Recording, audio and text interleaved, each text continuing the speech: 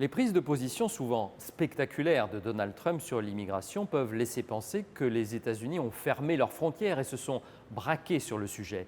La réalité est plus complexe. Les États-Unis demeurent structurellement une terre d'immigration.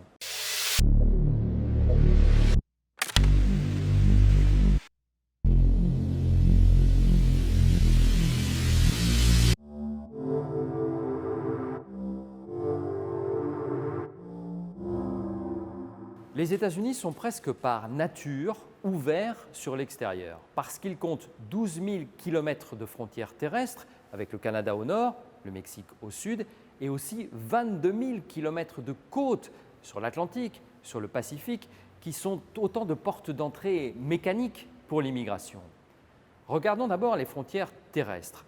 La frontière du sud, avec le Mexique, constitue une sorte de pôle d'attraction naturelle pour toutes les populations d'Amérique centrale. C'est l'image la plus répandue médiatiquement, celle de ces convois de migrants bloqués entre Guatemala, Mexique et États-Unis. Et c'est vrai que l'essentiel de l'immigration illégale aux États-Unis vient de cette région d'Amérique centrale, mais pas la proportion la plus importante de l'immigration globale. Et c'est là où il faut regarder les frontières maritimes, en particulier vers l'ouest, vers l'Asie. C'est maintenant là, en Asie, que se situe désormais la zone principale d'origine des migrants qui arrivent aux États-Unis, et cela est beaucoup moins connu. Le pays qui fournit le premier contingent d'immigrants aujourd'hui aux États-Unis, c'est l'Inde. Oui, l'Inde, devant le Mexique, puis la Chine.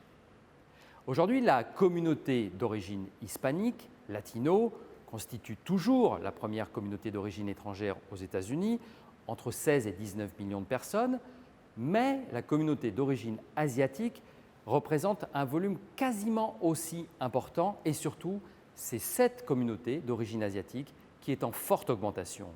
Au total, les chiffres de la démographie nous révèlent un pays de très forte immigration. Sur les 325 millions d'habitants que comptent les États-Unis, 45 millions de personnes sont nées à l'étranger, soit 14% de la population.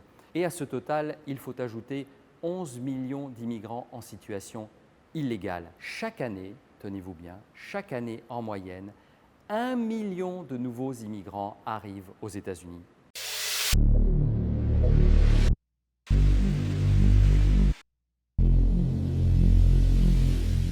Là encore, il faut mettre à la corbeille une idée reçue. Le processus d'immigration aux États-Unis n'est pas continu et homogène. Il y a des périodes de forte immigration et des périodes de faible immigration. Et en ce moment, nous sommes plutôt dans une période de forte immigration. Il y a d'abord, bien sûr, la première phase de colonisation par les Européens, les Britanniques, les Irlandais, les Français, les Néerlandais à partir du XVIIe siècle, et puis ensuite les Russes, les Allemands, avec une forte vague d'immigration entre 1850 et 1920. C'est aussi au début du XXe siècle qu'apparaît ce concept quasi mythologique du melting pot, ce creuset américain où se mélangeraient toutes les cultures. Et c'est aussi au début du XIXe siècle que débute l'immigration en provenance du Mexique. Et puis, en 1920, coup d'arrêt, la politique migratoire américaine devient très restrictive. Quotas par pays, xénophobie contre les populations d'origine asiatique, grande dépression économique. Les chiffres de l'immigration vont chuter radicalement jusqu'au milieu des années 60. C'est en 1965, sous le président Lyndon Johnson, que l'immigration va repartir. Et là, elle va atteindre des sommets, particulièrement en 1991. 1 800 000 personnes arrivent sur le sol américain lors de cette seule année. Puis, nouveau durcissement sous Barack Obama, avec l'augmentation des expulsions d'immigrés illégaux. Et de ce point de vue, Donald Trump, en réalité, s'est inscrit dans la continuité de Barack Obama.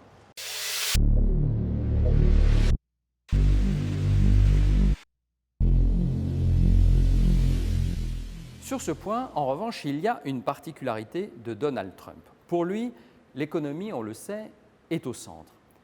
Il ne cherche donc pas à baisser le volume global d'immigration. Pourquoi? Parce que toutes les études démontrent que l'immigration apporte de la richesse aux États-Unis, des recettes fiscales et aussi du dynamisme démographique. Les États-Unis ont besoin aussi bien d'immigrés avec peu de qualifications pour des petits boulots que d'immigrés diplômés.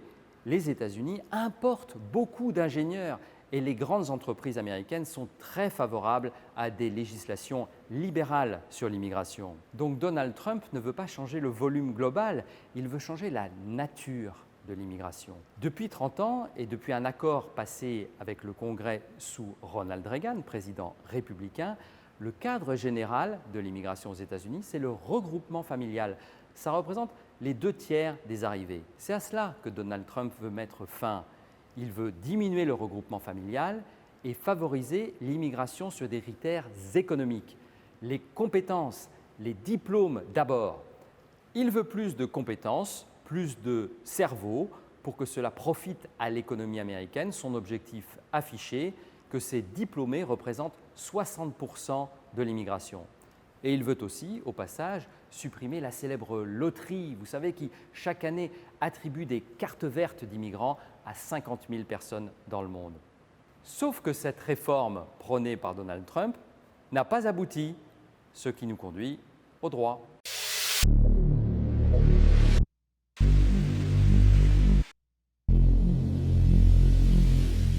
La question juridique se concentre sur 2 dossiers. D'abord, celui du regroupement familial, puisqu'on vient de le dire, c'est au cœur de la politique d'immigration américaine depuis 30 ans. Et ensuite, une question spécifique, celle des Dreamers, les rêveurs. Ce que l'on appelle ainsi, ce sont les jeunes migrants arrivés illégalement aux États-Unis, mineurs, avec leurs parents. Aujourd'hui, ils sont tous devenus majeurs, ils ont 25 ans de moyenne d'âge, ils sont officiellement 800 000, en réalité plus probablement autour de 3 millions. Là encore, spécificité de Donald Trump, il voudrait les renvoyer chez eux, supprimer leur statut qui date de 2012 sous Barack Obama. Sauf que sur ce sujet, Donald Trump a échoué. La Cour suprême, en juin 2020, lui a donné tort. Elle a considéré que l'administration républicaine de Donald Trump avait adopté sur le sujet, je cite, une position arbitraire et capricieuse. Donc, les Dreamers ont conservé le droit de rester aux États-Unis avec un numéro de sécurité sociale et la possibilité de chercher du travail. Joe Biden, lui, propose que soit examiné un nouveau statut pour tous les immigrés illégaux aujourd'hui aux États-Unis, dont les Dreamers.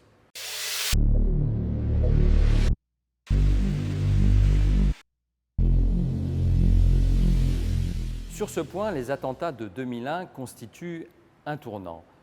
Les États-Unis, à partir de ce moment-là, se voient comme une forteresse assiégée, menacée. À ce moment-là, après les attentats, le président Bush, qui était alors au pouvoir, renonce d'ailleurs à un vaste plan de régularisation des immigrants qui était sur la table. Et on passe alors à une politique de répression accrue. Contrôles aux frontières pour les populations d'origine arabo-musulmane, pouvoirs accrus pour la justice dès l'instant où elle soupçonne une personne de terrorisme, répression violente aussi à la frontière mexicaine. Mais sur le plan global, les chiffres d'immigration, eux, demeurent à peu près les mêmes. Donald Trump s'inscrit dans cette tradition de discours nationaliste, avec particulièrement un propos ressassé sur un sujet, la construction du mur avec le Mexique. Une promesse, construire 1600 km de murs.